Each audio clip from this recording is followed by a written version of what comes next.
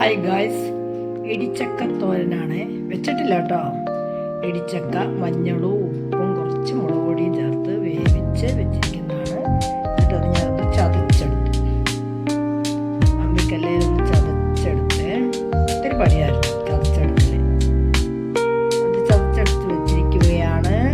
ഇനി ഇത് നമുക്ക് എണ്ണയിലോട്ട് കടുക് പൊട്ടിക്കാം. ഓക്കെ,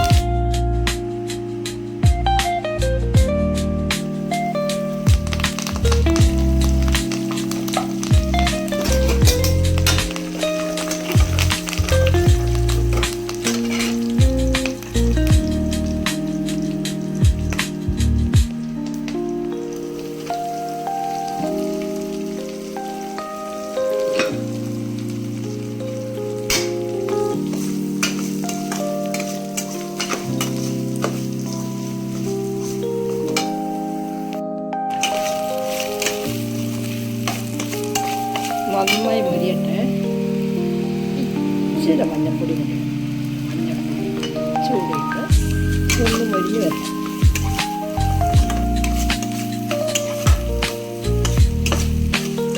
വയ്ക്കുന്നത് ഇടിച്ചക്ക തോരനാണ്.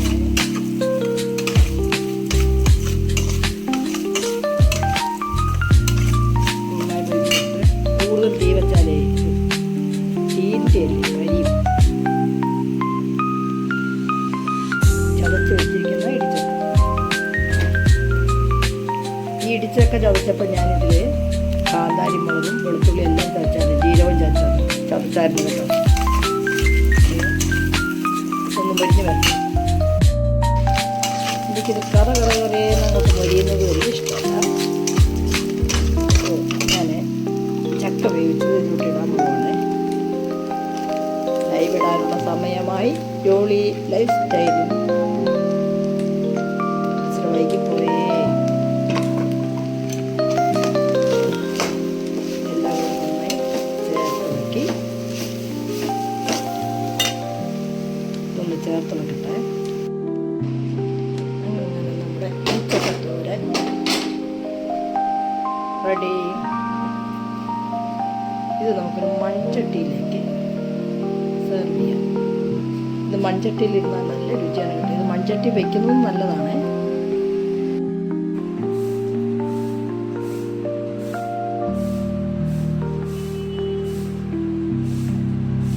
അങ്ങനെ ഇടിച്ചക്കത്തോരൻ റെഡി.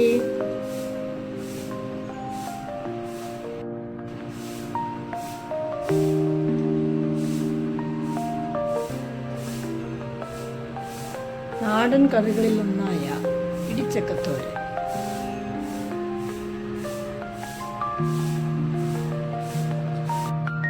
എങ്ങനെയുണ്ട് ഗായ്സ്?